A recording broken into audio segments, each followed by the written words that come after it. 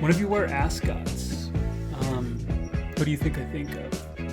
Ken? Barbie? I go Fred. No! Freddie Jones. I don't want to look like Fred from Scooby-Doo.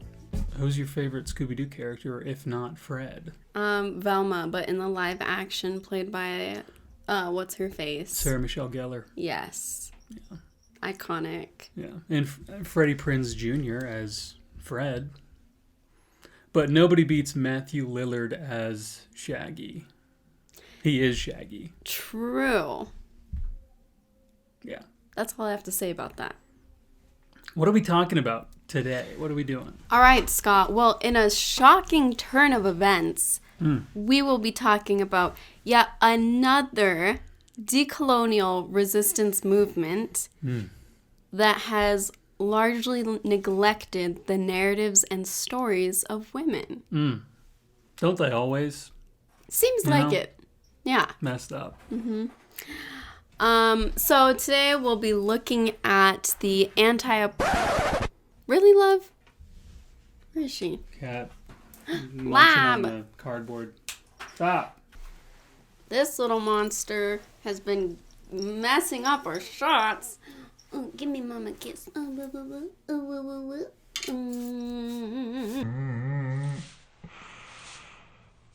So today we will be looking at the anti-apartheid movement in South Africa, but focusing on the narratives of the women that participated. Please. I love when women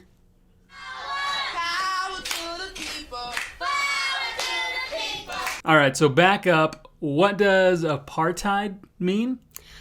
Well, literally, apartheid in Afrikaans translates to separateness. Apartheid was a system of racial segregation that existed in South Africa between 1948 and 1994. It spanned over 50 years. Black Africans were subjugated to a lot of racial discrimination. It wasn't how racism is today, where it's more of like confrontations, micro and macro aggressions. It was by law. All right, so what's the background? How did this apartheid come to be exactly? All right, so in the early 1900s, there was colonization happening all over the world where European colonial countries were going into these lands and taking it for their own. So early 1900s, there are Dutch Boer descendants that go into South Africa and they start establishing their lives over there. But in consequence, they also displace the native indigenous Black African people. And it's not until the British come in and fight the Boers during the Anglo-Boer War, or also known as the South African War, because let's be honest, it included everybody, despite what they say. What do you mean? Who's fighting? What's going on? Okay, so the Dutch Boers are like, wow, there's tons of resources here in Africa.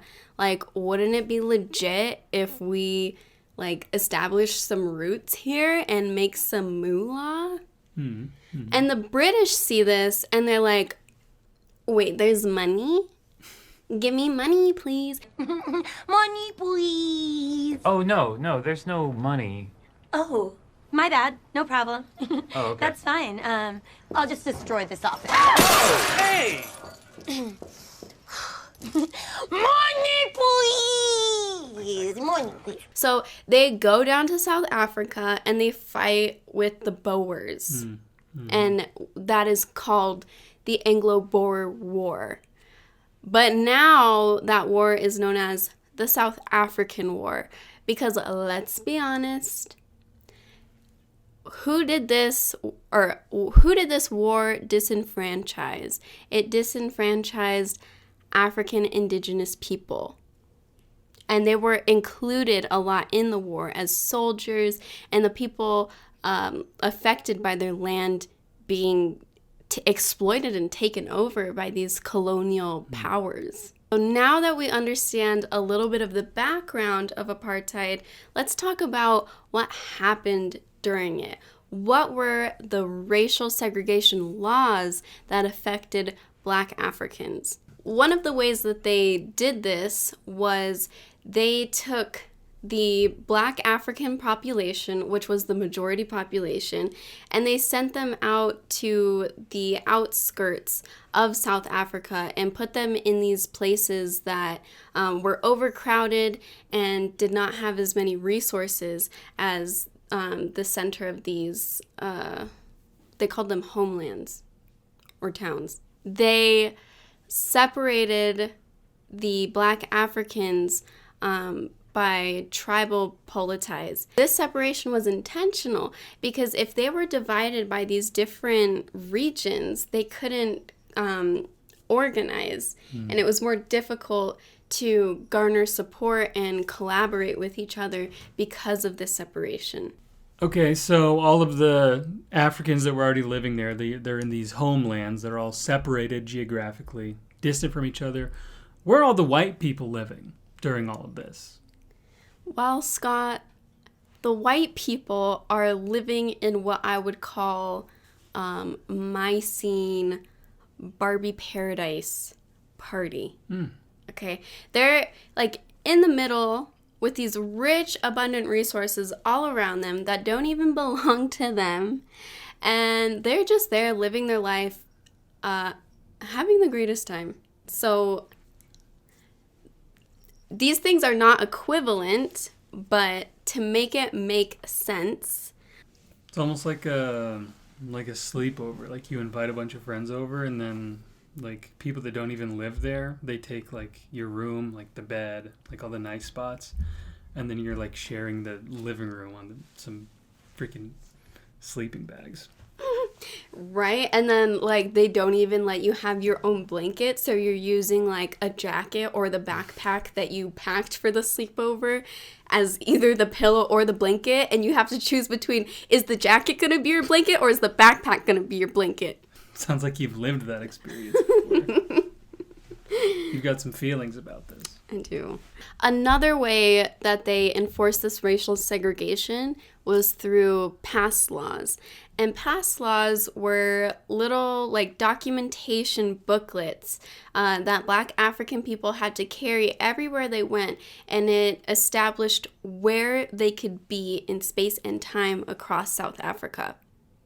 So it was total control over one's existence, presence, and body. Wow, just always needing a hall pass to live Exactly. in your own country. No cap. No cap. No cap. White people were wildin'. We thought they were wildin' now. Well, they are. Oh. Not me associating with the colonizer. Never. And Okay. Nope. Anyway. But today we're focusing on women in the anti-apartheid movement.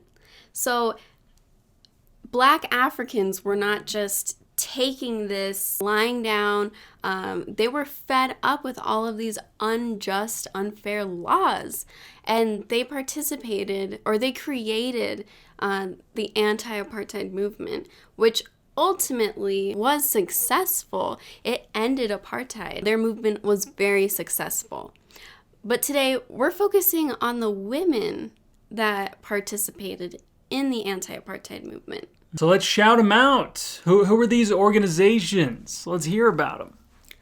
All right. Well, first of all, Scott, during the anti-apartheid movement, there were multiple organizations and multiple women that participated, some of which were the Alexandra Women's Council, the Bantu Women's League, the Women's Anti-Pass Campaign from 1950 to 1953, the Federation of South African Women, the Natal Organization of Women, and probably many more. That's a lot of women's organizations. Not to put the men on blast, but were they even doing anything? They were, but they just okay. get highlighted a lot more. Yeah, we've heard too much about them. Yeah. Say less. One of the most prominent organizations at this time was the African National Council, but that only included male members. There were various points where there were women's branches, but they could not fully participate or fully be members. And what's interesting about these particular women's organizations was that it was very grassroots. Women were expected to, they were expected to care for the family and also provide. There was a huge economic depression going throughout South Africa during this time, so women also frequently worked. And these past laws prohibited women from going between borders and working in places that might be able to provide more for their families. Once this started affecting their families, that's when women started to uprise and take this grassroots and took a grassroots strategy. They were very community-based, and that's kind of how they challenged the lines of borders and these tribal regions that they were pushed into by apartheid. Whereas the ANC focused more on a national identity and combating apartheid through Black consciousness, which was very effective. But in these anti-colonial movements, we kind of see this pattern happen a lot with women's organizations and the men's. Men's tend to focus on nationalism, identity politics, whereas women focus on very specific things that pertain to the traditional gender roles of being a woman, like things that will affect the family, things that affect reproductive rights. Women at this time were showing that they could organize and be a force to reckon with, which was really cool. Agreed. Yeah.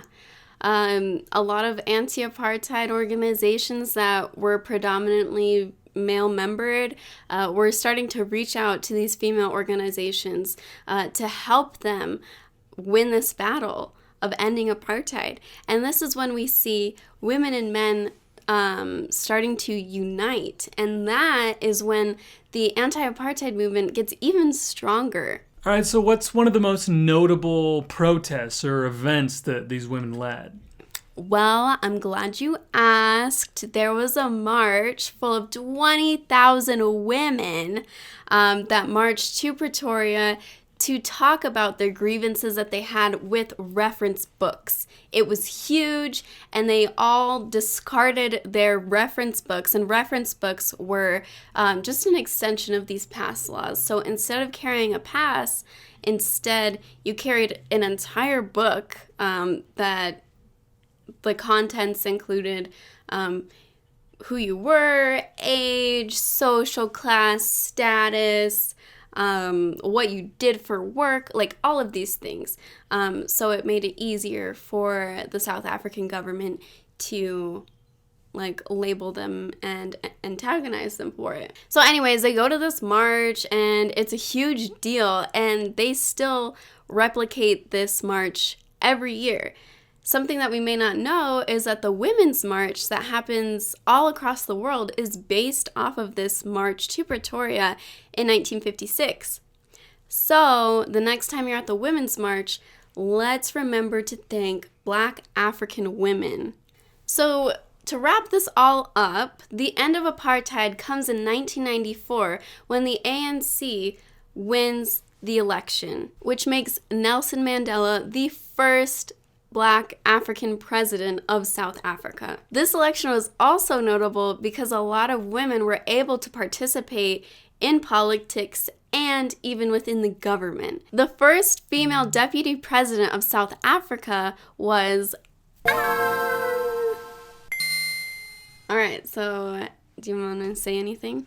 What does a white man think of all of this women awesomeness? It just sounds like...